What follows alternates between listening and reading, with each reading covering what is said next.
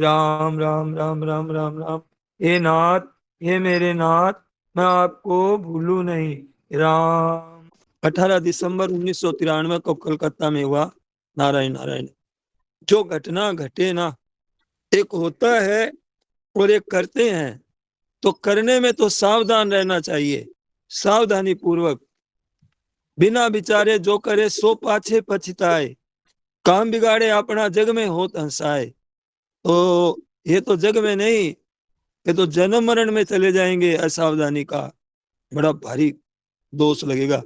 तो कहते हैं कि सावधान, तो करने में सावधान और होने में प्रसन्न। जो होने में कृपा।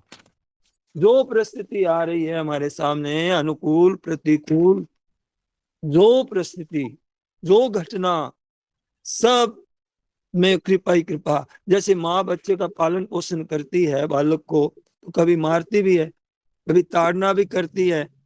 पर माँ के हृदय में दो भाव नहीं रहते हैं, एक ही भाव रहता है कि बच्चे का हित का भाव ही रहता है।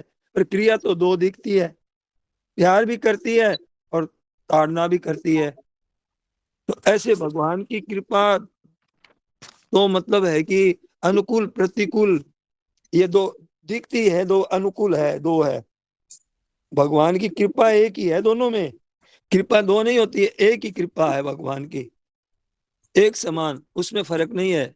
जैसे माँ का हृदय लाड़ने ताड़ने मारने में गुस्सा नहीं है, माँ का गुस्सा नहीं है भीतर में। ऐसे ही अनंत सृष्टियों के जो भगवान गुण और दोषों के नियंत्रण करने वाले प्रभु जो हैं हमारे पर, उनकी वो कृपा सब घटना में, सब परिस्थिति में, अनुकूलता में प्रतिकूलता में, दोनों में उनकी समान कृपा है। हाँ, दो नहीं है कृपा, कृपा एक ही है। तो कृपा देखना है ना, ये कृपा ही देखना है। अनुकूलता में प्रतिकूलता में कृपा ही देखना है। और कोई भी घटना में, कोई भी परिस्थिति में, कोई भी बात में, प्रत्येक मतलब प्रत्येक क्षण, प्रत्येक घटना में कोई भी देखना है भगवान की कृपा है। देखो, आपको पता नहीं चले बात दूसरी है, पर कृपा तो है। खोज करने पर कृपा जरूर मिलेगी आपको, और न मिले तो न सही, पर कृपा तो है, इसमें कोई संदेह नहीं है। हर बात में कृपा है, ऐसा पक्का मान ले। वक्त पर पता नहीं लगता है, पहले मान ले तो फिर मानने के बाद पता लग जाएगा कि अरे मेरे तो कृपा हो रही है सब बातों में। फिर कृपा का अनुभव होता है और जीवन में दिव्य जीवन की ऐसा अलौकिक जीवन हो जाता है। और प्राप्ति होने के केवल जितनी मतलब परमात्मा की प्राप्ति में जितनी हमारी उत्कंठा है, इस उत्कंठा क्या है कि जितनी संसार की इच्छा होती है ना, उससे परमात्मा की इच्छा होती नहीं है। फिर अगर उसमें एक ही मतलब इच्छा हो जाए, एक ही परमात्मा की, तो उसको उत्कंठा है। वो केवल लालसा, एक उत्कट अभिलाषा, उससे क्या होता है, उससे परमात्मा की प्राप्ति हो जाती है। केवल उत्कट लालसा, अपने पास में कोई खर्चा है नहीं, केवल अपनी इच्छा चाहिए। अब रह नहीं सकते, अपनी उत्कंठा होनी चाहिए, वो भी जोरदार। और संसार की इच्छा कुछ भी नहीं रहे, और इच्छा नहीं रहे, एक परमात्मा की इच्छा रहे, तो ये परमात्मा प्राप्ति का सबसे बढ़िया सरल उपाय है। परमात्मा प्राप्ति में क्रिया नहीं है, क्रिया से परमात्मा की नहीं है। जैसे हम लोग क्रिया करते हैं, पढ़ते हैं, सुनते हैं, सुनाते हैं और लिखते हैं और याद करते हैं और पठन पाठन करते हैं, ये तो क्रिया है। पर उसके लिए तो हमें इनका परिणाम लेना चाहिए कि हम जब ऐसे प्रभु हैं, ऐसे उनकी जीवन मिला, उन्हीं के लिए शरीर की प्राप्ति हुई है, तो उसी काम में लगना ही है मुझे। तो उनके बिना फिर रह नहीं सकता। फिर लालसा हो जाए, इच्छा हो जाए, केवल एक लालसा, एक लगन, एक विश्वास, एक भरोसा, एक बल, और कुछ नहीं, केवल लालसा। अभी दूसरी लालसा छूट जाए, ऐसी लालसा हो ना कि उसमें फिर दूसरी लालसा नहीं रहे, कोई दूसरी इच्छा नहीं रहे, कोई इच्छा। तो देखे, दो कई इच्छा रहने से वो इच्छा प्रबल नहीं होती है, दबी दबी रहती है, सब ऐसी रहती है। और सब सब में एक साधे सब सदे, सब साधे सब जाए। तो सारी इच्छाएं, कई इच्छाएं होने से कोई एक इच्छा प्रबल नहीं होती है उसमें। तो एक साधे सब सदे, सब साधनों में सब फिर रीता रह जाएगा, सब साधनों में सब में रीता रह जाएगा। तो ये भाई बात बताई महाराज जी ने। नारायण नारायण। हमारे जन्म मरण सब अनादि है। जन्म मरण कहाँ से चला, और बहुत अनादि है, इसका पता नहीं कब से चला है जन्म मरण, पता नहीं हमें। क्यों, जीव अनादि है, सृष्टि भी अनादि है, तो जन्म मरण भी अनादि है, याद रखिए। इसका कोई पता नहीं लगा सकता कि कब से सृष्टि रचना हुई, कब से हमारा जन्म हुआ, आज तक कोई पता नहीं लगा सका। पर एक बात महाराज जी ने कहा कि विचार करने पर यह समझ में आती है। महाराज जी इसका उत्तर देते हैं कि कब शुरू हुआ ये जन्म मरण। ये जन्म मरण शुरू हुआ मनुष्य जन्म से ही शुरू हुआ था, ये बात खोज कर दी महाराज जी ने। और समाप्ति कब हो, कहाँ होगी, कि मनुष्य शरीर में ही होगी। जैसे सांकल को हमने रस्सी को जहां से बांधा है वहीं से खुल जाएगी, खुलने की जगह है वो रस्सी। ऐसे मनुष्य शरीर से बंधा है तो मनुष्य शरीर में ही छूटेगा। जब ब्रह्मा जी ने सृष्टि की रचना की थी ना, तो भगवान ने देखा, तो भगवान बड़े खुश हुए, प्रसन्न हुए। ये ठीक तूने मनुष्य को बना दिया, मनुष्य को देखा भगवान ने तो बड़े प्रसन्न हुए। अरे भाई तूने इसकी स्वतंत्रता भी दे दी, ये शुभ और अशुभ कर सकता है, काम कर सकता है, तो इस स्वतंत्रता दी है। तो भगवान और ब्रह्मा जी ने स्वतंत्रता दी है, तो सदुपयोग करने के लिए स्वतंत्रता दी है, दुरुपयोग करने के लिए थोड़ी दी है। मनुष्य को बनाया है ना सदुपयोग के लिए बनाया है, कि ये ऊंचा बन जाए, बहुत ऊंचा चला जाए, ऊंचा बन जाए, और इतना ऊंचा बन जाए कि मैं, मतलब भगवान आपके दास बन जाए। भगत मेरे मुकुटमणि, मैं भक्तन को दास बनाना चाह, तो भगवान ने ऊंचा। और हम क्या करके, हम लोगों ने सुख ले लें, हम सुख ले लें, मेरे को सुख मिल जाए। अब हम शरीर से, संसार से सुख लेने की इच्छा करने लग गए, और इच्छा, सुख तो है नहीं संसार में, तो मिलता है दुख ही दुख, कोई सुखी तो है नहीं संसार में।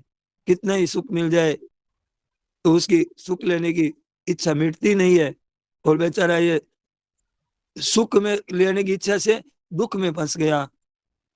सुख लेने की इच्छा होती है ना, वो महान दुख देने वाली होती है। अगर सुख की इच्छा न करे तो दुख आता ही नहीं है। अच्छा, दुख किसका नाम है, दुख किसका नाम है, सुख की इच्छा का नाम दुख है। दुख किसका नाम है, कि हम कुछ चाहते हैं, सुख की इच्छा है हमारे, तो वो दुख है, और सुख मिलेगा कभी नहीं। सुख की इच्छा करता है और सुख की आशा करता है, सुख का भोग करता है, तो सुख, तो दुख तो भोगना ही पड़ेगा, नियम है, पड़ेगा पड़ेगा, नियम है। जो सुख भोगेगा उसको दुख भोगना पड़ेगा पड़ेगा। सुख भोगने के लिए नहीं बनाया है, यही तनु कर फल विषय न भाई। ये शरीर सुख भोगने के लिए बनाया ही नहीं है, ऐसा इसका है ही नहीं बनावट।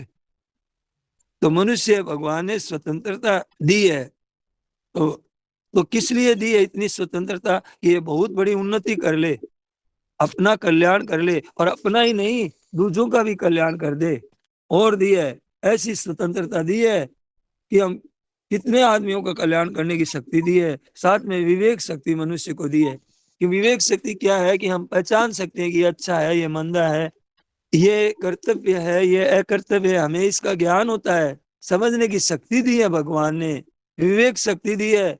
और हम उस विवेक शक्ति को क्या किया, बस झूठ बोलने में, चोरी डकैती, एकदम ऐसे कामों में लगा दिया, उल्टे कामों में लगा दिया, विवेक को दुरुपयोग करने लग गए। दिया था कल्याण करने के लिए, और हमने लगा दिया नरकों के लिए, कि नरक मिल जाए, कि नरकों में कैसे जाएं। हमने स्वतंत्रता का दुरुपयोग किया है, दुरुपयोग से ही हम जन्म मरण में घूम रहे हैं। तो जैसे कर्मों के अनुसार, जैसे जैसे कर्म किया उसी के अनुसार गतियां होती है। ऊर्ध्वं गच्छन्ति सत्वस्ता, मध्ये तिष्ठन्ति राजसा, जगन्य गुण वृत्तिस्ता, अधो गच्छन्ति तामसा। ऊंचा भी जा सकता है, नीचा भी जा सकता है, और मध्य लोक में भी जा सकता है। तो तीन गतियां हुई है, तो नीचा काम करेगा तो नरकों में जाएगा, 84 लाख योनियों में जाएगा, दो जगह जाएगा। ऊंचा करेगा तो एक तो ब्रह्म लोक में जा करके, और ब्रह्म वहां सुख भोग करके, और फिर मुक्त हो जाएगा। और एक जो है, तो मतलब है कि ब्रह्मलोक तक जाकर के फिर वापस आ जाएगा, लौट करके आ जाएगा। तो वहां दो गतियां बताई। और एक मनुष्य शरीर है, और शरीर में मतलब है कि मनुष्य शरीर के वापस आ सकता है। मध्य तिष्ठन्ति राजसा, तो मनुष्य शरीर को प्राप्त हो सकता है।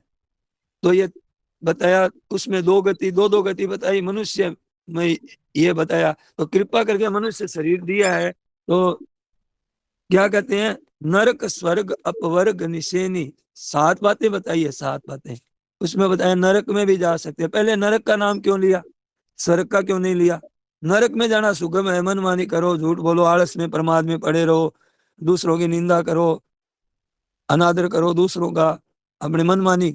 तो मनमानी करना तो बहुत सरल आसान है, स्वर्ग में जाने के लिए तो कुछ तपस्या त्याग करना पड़ता है। तो और 84 लाख योनियां फिर बताई। फिर मुक्ति, ज्ञान, वैराग्य और भगवान की भक्ति है वो सर्वश्रेष्ठ बताई। तो 7 बातें बताई, नरक स्वर्ग अपवर्ग मुक्त, तीसरा नंबर अपवर्ग निशेनी, ज्ञान वैराग, भक्ति, सुख देनी, सबसे श्रेष्ठ भक्ति का बताया है। नरक, निशानी मतलब चढ़ने का रास्ता, निशानी का मतलब चढ़ने का रास्ता है। अब आप चाहे ऊंचा चढ़ जाओ चाहे नीचे गिर जाओ, आपकी मर्जी है। तो जैसे कोई जंक्शन होता है ना, जैसे भूसावल स्टेशन है, वो बताते हैं कि बहुत बड़ा है, और वहां से 5-5 मिनट में गाड़ियां जाती है, चारों तरफ से जाती है। ऐसे ही मनुष्य शरीर को जंक्शन बताया है। तो ये कहाँ जा सकता है, कि पहले बताया नरक में भी जा सकता है। और नरक में मतलब, नरक में भी दो बताया, 84 लाख योनियां, एक स्थान विशेष नरक है, एक 84 लाख योनियां है। इन नरक में दो बात बताई। स्वर्ग में भी जा सकता है, स्वर्ग में भी दो बताया, एक सुख भोग करके वहां पे क्षीणे पुण्य मरते लोग को विसंति वापस यहाँ आ जाएगा। और एक ऐसा है जो जिसने निश्चय कर लिया परमात्मा प्राप्ति का, लेकिन भोगों की मन में रह गई, तो वो क्या है कि पक्का निश्चय होने से वहाँ मतलब उसका मतलब स्वर्ग में सुख भोगने के बाद में, और फिर वो ब्रह्मा जी के साथ ही मुक्त हो जाता है, उसको ये बात है। और नरक स्वर्ग अपवर्ग मतलब मुक्ति, निश्चय का मतलब जानने का रास्ता, ज्ञान भी मिल सकता है, इसमें ज्ञान की प्राप्ति कर सकते हैं, वैराग्य की, ज्ञान वैराग्य। और 7वीं बताई भक्ति को सर्वश्रेष्ठ बताया है। तो इतनी तो जैसे कोई जंक्शन में आ जाए वैसे जा सकता है। तो भगवान कहते हैं इतना ऊंचा उठ सकते हैं हम, भक्ति का मतलब कि भक्ति की वो श्रेष्ठ भक्ति प्राप्त कर सकते हैं। तो भगवान कहते हैं वो भक्ति में, भगत मेरे मुकुटमणि मैं भक्तन को दास। और एक तरफ तो कहते हैं कि भगत मेरे मुकुटमणि मनुष्य शरीर वाले आदमी को ही कहते हैं, और एक तरफ कहते हैं नरकों का कीड़ा। एक तरफ नरकों के कीड़ा बन सकते हैं, जा करके कितना भोगना पड़ेगा। और एक मुकुटमणि, ये देखो, ये मनुष्य शरीर की देखो विचित्र बात देखो, एक आदमी तो चला गया, एक मुकुटमणि बन गया और एक नरकों का कीड़ा बन गया। आदमी दोनों बराबर थे, बुद्धि भी बराबर थी, शक्ति भी बराबर थी, सब कुछ ठीक था दोनों, पर वो उधर में दुरुपयोग करके नरकों का कीड़ा बन गया, और इधर वो भगत मुकुटमणि बन गया। ये स्वतंत्रता दी है, स्वतंत्रता का दुरुपयोग करके नरकों में जाता है। मनुष्य मात्र की महिमा क्या है, शास्त्रों में इतनी गाई है मनुष्य की शरीर की, कि ये इतना है कि दुर्लभ मनुष्य जीवन, अत्यंत दुर्लभ मानव दे दिया है भगवान ने, अत्यंत दुर्लभ बता, बहुत संभावाम थे, बहुत से जन्मों के अंत में ये कितने जन्म भोग करके आए हैं। जब हमारी बारी आती है ना, तो मनुष्य शरीर की बारी आने में बीत जात जुग चार, 4 जुग बीत जाते हैं, तब ये मनुष्य शरीर में हमारी बारी आती है। और वो भी कहाँ मिलेगा जीवन, किस घर में मिलेगा, कि तो वहां तो और बहुत बड़े पाप होते हैं, कोई गो बख्शी होते हैं, मांसाहारी गंदे आचरण वाले घरों में हो गया तो मुश्किल। तो ये भी दुर्लभ, और भारतवर्ष में दुर्लभ, भारतवर्ष में भी अच्छे जो सत्संग करने वाले, जो कि हाँ चर्चा होती है, भगवान की बातें होती है, वो तो इतना दुर्लभ है कि पूछिए मत आप। तो ये मनुष्य शरीर मिला, हमें मिल गया, और इससी बातें मिल गई, ये भगवत प्राप्ति का बड़ा सुंदर मौका मिल गया। इसको बहुत बड़ा है, संत महात्मा मिले हैं इसमें, कहते हैं कि ये मनुष्य शरीर शक्ति दी है, बड़ी सुंदर मौका मिला है। और इसमें जो मतलब भगवान ने कृपा करके दिया है, और भगवान इसके खवैया है, भगवान इसको खेने वाले, नाव चलाने वाले हैं हमारी। और संत महात्मा इसमें अनुकूल हवा है, अनुकूल हवा चलती है, तो जैसे त्रिपाल लगाया हुआ होता है, तो इस तरह से मोड़ देते हैं ऊपर को, वो जो ऊपर का नाव चलती है तो अपने आप चलती है। तो ये संत महात्मा की जो सत्संग मिल जाती है ना हमें, तो हमारी गाड़ी चलती है अपने आप ही भगवत, एकदम आराम से। परमात्मा प्राप्ति का रास्ता सुगम हो जाता है हमारे लिए। अनुकूल पवन है, संत महात्मा है, ऐसा प्राप्त करके तो मतलब ऐसा अवसर पाकर जो न तरई भव सागर नर समाज अस पाए सो नर निंदक मंदमती आत्मा अनगति। अपना उद्धार नहीं करता है वो तो आत्मा अनगति जाए। 84 लाख जूनी और नरक, 84 लाख योनियां है, नरक है, और 4 तरह की खानी है, जरायु स्वेदज अंडज उद्भिज। ये खानी है 4 तरह की, जलचर नभचर उभयचर ये हैं। और पृथ्वी पर होने वाले स्थावर जंगम है, ये स्थावर जंगम है, पहाड़ आदि है, स्थावर वृक्ष आदि है, स्थावर है, जंगम है, चलने फिरने वाले मनुष्य है, पशु है, पक्षी है, सांप है, ये जंगम है। तो ये जितना है सब का सब, ये सब का सब आप जिधर जाना चाहे उधर जाओ, आपकी मर्जी है, जहां जाओ वहां जाओ। भगवान ने ये स्वतंत्रता दी है, ये स्वतंत्रता नहीं देते तो इसका मूल्य ही क्या होता। फिर तो पशु की तरह ही हो जाते हैं हम, मनुष्य भी पशु की तरह हो जाते हैं, क्योंकि पशु वो स्वतंत्र नहीं होता है, केवल वो तो फल भुगत रहा है, कल्याण नहीं कर सकता। तो फिर हमारे को स्वतंत्रता नहीं देते तो फिर हम तो उसी तरह हो जाते हैं, पशुओं की तरह। तो इसलिए मनुष्य जीवन में ये स्वतंत्रता दी है। तो उन पशु पक्षियों में तो सुख दुख भोगते रहो, और मनुष्य शरीर में ये महिमा बड़ी भारी दी है।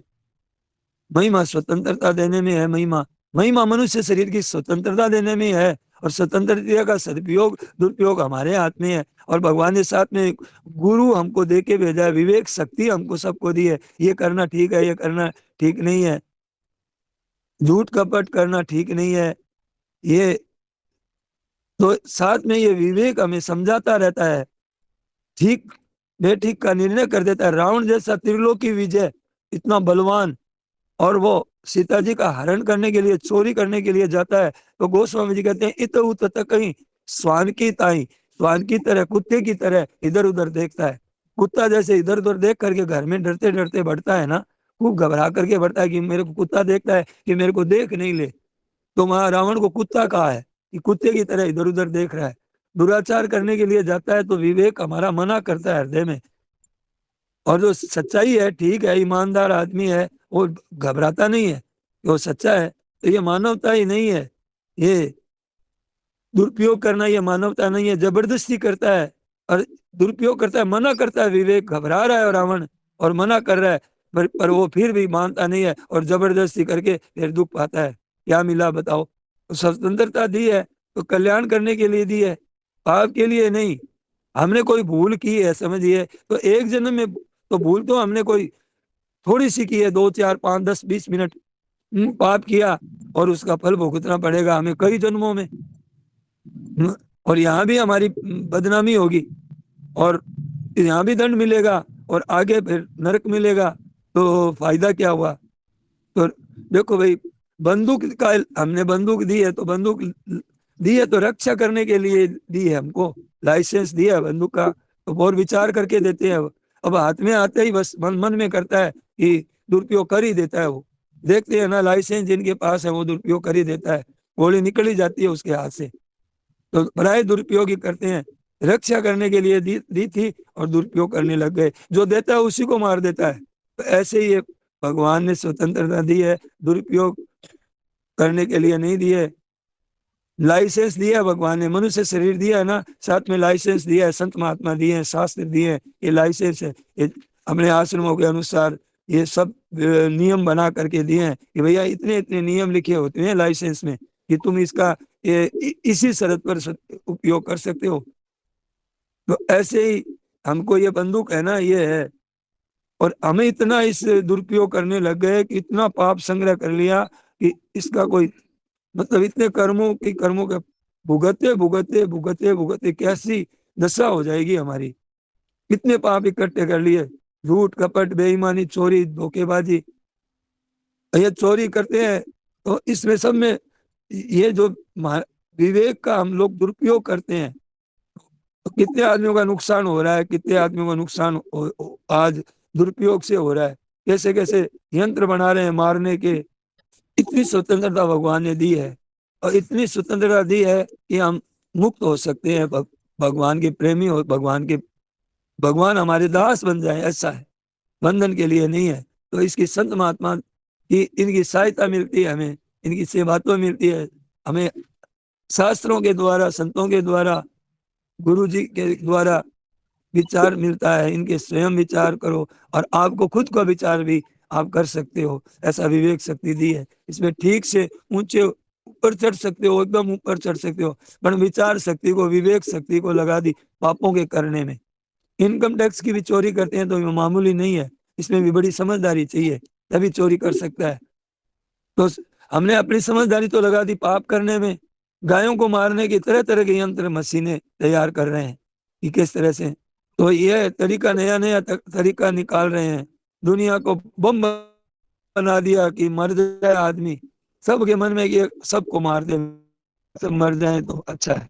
तो दुनिया को मारने में दुख दे, ये दुरुपयोग के लिए नहीं है, दुरुपयोग करने लग गए। दुरुपयोग दुख पाएगा। एक ही जन्म किया हुआ पाप कितने जन्मों में भोगना, और जिसका कोई पता ही नहीं है। देखिए, ये तो संत महात्मा बनाए हैं, शास्त्र बनाए हैं, सब भगवान ने विवेक शक्ति दी है, तो ये बने कि अब मेरे सुगमता से मेरी प्राप्ति कर ले। अब हम लग गए सुख भोगने में, संग्रह करने में, पदार्थों का संग्रह करने में और सुख भोगने में। तो ये पशु पक्षियों से भी नीचे चले जा रहे हैं, हम नीचे की ओर जा रहे हैं। और नहीं तो बहुत ऊंचे, देवताओं से भी ऊंचे। एक तरफ तो कहते हैं कि पशु पक्षियों से भी नीचे हो गया, एक देवताओं से ऊंचे हो गया। तो पशु पक्षी भी हमारी, हमको, हम पशु पक्षियों का नाम लेते हैं कि हम पशु पक्षियों की तरह हो गए। तो पशु पक्षी नाराज होते हैं कि मनुष्य शरीर, हम तो मनुष्य, हमने अब तो पापों का नाश हो रहा है हमारे, हम तो मनुष्य शरीर की तरफ जा रहे हैं और मनुष्य हमारी तरफ आ रहा है, तो हम तो उनसे ऊंचे हो गए ना। तो नाराज होते हैं। हम समान कैसे कहते हैं हमको, हम समान कहते हैं, वो हमारे से नीचे हैं। हम तो संग्रह करते ही नहीं, कोई गाय भैंस बकरी भेड़ आदि, जो कुत्ता गधा सुअर आदि, ये संग्रह नहीं करते हैं। आज दुनिया में ऐसे आदमी हो गए हैं बहुत सारे, कितने ही, सब लोग संग्रह करने में लग गए। एक तरफ ही अपनी तरफ संग्रह करके रुपयों का ढेर लगा रहे हैं, वस्तुओं का ऐसे लगा रहे हैं, और दुनिया को महान दरिद्री बना रहे हैं। कितने तो आदमी बेचारे बहुत गरीब, एकदम कमजोर हो गए, दुखी अनाथ हो रहे हैं, और एक तरफ बहुत धनी हो रहे हैं। तो वो क्या है, संग्रह के कारण हो रहे हैं। वो उदार हृदय रखे तो सब सब अगर धनी आदमी संग्रह नहीं करे तो दुनिया में कोई दुखी दरिद्र रहेगा ही नहीं।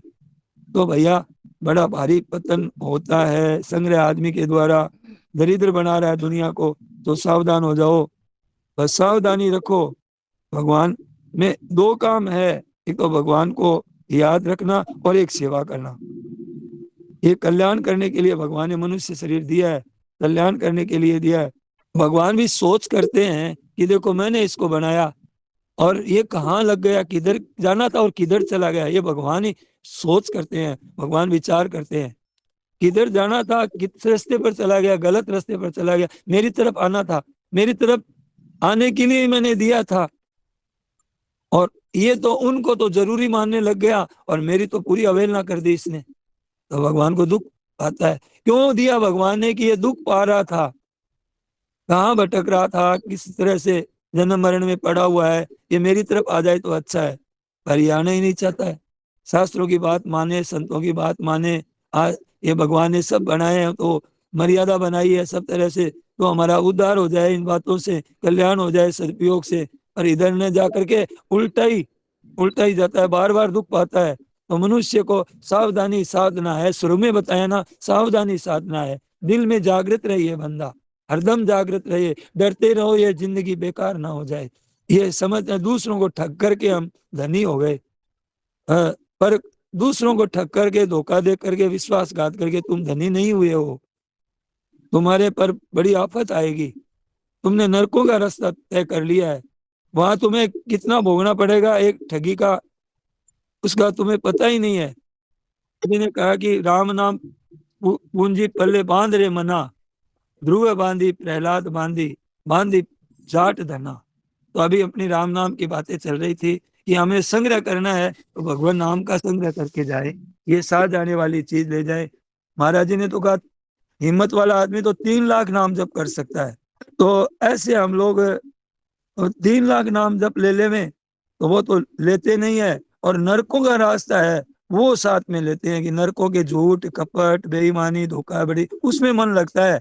भगवान नाम में मन नहीं लगता है, इधर उधर की निंदा करने में, इधर उधर की बातें करने में, वीडियो देखने में, उसमें तो हमारे को मन बहुत लगता है। और सेवा की तो महाराज जी ने दो बात बहुत बढ़िया बताई आज, एक भगवान का भजन और सेवा की जितनी साथ में लोग है ना वो साथ में जाएगी आपकी। सेवा की है ना जितनी आपने दूसरों को आराम पहुंचाया, दूसरों का आदर किया है, वो साथ में जाएगा।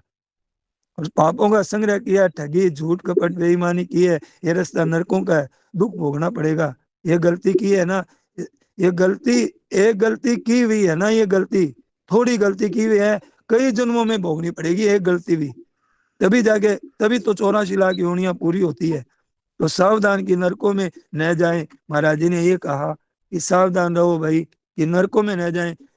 सबका उद्धार हम कर सकते हैं, सबका औरों का भी उद्धार कर सकते हैं, और हमें अपना ही उद्धार नहीं किया। तो महाराज जी ने क्या कहा उड़ते उड़ते कि सच्चे हृदय से भगवान में लग जाओ, सच्चे हृदय से सही रास्ते पर चलो, बहुत आवश्यकता है इसकी। मनुष्य जन्म में की हुई भूल कितने जन्मों को भोगनी पड़ेगी, इस वास्ते सच्चे हृदय से भगवान के भजन में लग जाओ। दुनिया की सेवा में ज्ञान योग, कर्म योग, भक्ति योग, तीनों की बात बताई महाराज जी ने। और इसमें समता की बात बताई कि यही वह तैर जीता है सरगोरे सम साम्य स्थितम मन है। जो संसार में रहते हुए जिसने संसार को जीत लिया है ना, वो जीते जी अमर हो गया है, जीते जी। इस वास्ते बड़ी सावधानी से ये बात है, ये मानव शरीर है, ये बहुत बढ़िया मौका है। सच्चे हृदय से माम आश्रय यतनती है, मेरा आश्रय लेकर के फिर यत्न करो। भगवान का आश्रय मूल है, मूल, और बाकी तो है क्रिया, ये मूल है। तो मूल चीज यही है, भगवान का आश्रय है। तो भगवान कहते हैं मेरे समग्र रूप को जान जाता है। अब महाराज जी ने कहा, अब आज महाराज जी ने हम लोगों को एक तरह से किए हुए पापों को महाराज जी बीच बीच में प्रवचन में गए, अब गई सो गई, अब राख रही को। जो हो गया पीछे उसको तो देवो जाजम के नीचे, क्या पाप किया, क्या पुण्य किया, क्या धर्म किया, क्या अधर्म किया, अब तो नाश किया सो नाश किया। अब लो नसानी, अब न सही हो, अब अपना नाश नहीं करेंगे, अब पाप नहीं करेंगे, तो अब निश्चय आपका बहुत काम करेगा। और भगवान का नाम लेंगे, ऐसे पक्का कर लो विचार, तो बस फिर ठीक हो जाएगा। हम समय जो बाकी रहा वो भगवान में लग जाए। तो महाराज जी कहते हैं, और ये भी कहा कि आप बूढ़े हैं तो भगवान में लग जाओ, जो किया है उसकी मत देखो। अब लो नसानी, अब नहीं नसाएंगे बूढ़ा आदमी भी, और रात को हम मर जाएंगे और हमने मतलब विचार कर लिया, तो हमारे को वो परम गति की प्राप्ति होगी जो संत महात्माओं को होती है। और कोई बालक भी लग जाए और बूढ़ा भी लग जाए, तो लग जाए तो अपना कल्याण करना, अपना उद्धार करना, दुनिया की सेवा करना और अपना कल्याण करना, दोनों एक साथ में। बस सेवा करना और भगवान को याद करना, ये सेवा उपकार, जितना उपकार कर लिया उतना आपका हो गया, आपका उतना अंतःकरण निर्मल हो गया, स्वच्छ हो गया, उतना ही ज्यादा भगवान में मन लगेगा। जितनी आप सेवा करके सुख पहुंचाओगे, आदर करोगे, सम्मान करोगे, तो बड़े बूढ़ों की सेवा करोगे, तो भाई अब जल्दी काम हो जाएगा, फिर भगवान की कृपा से कल्याण हो ही जाएगा। तो कृपा मानता हुआ महाराज जी ने कहा चलता है तो बहुत बढ़िया होता है। नारायण नारायण नारायण नारायण नारायण। हे नाथ, हे मेरे नाथ, मैं आपको भूलू नहीं। राम, सबको प्रणाम। नारायण नारायण। गोविंद गोपाल की जय।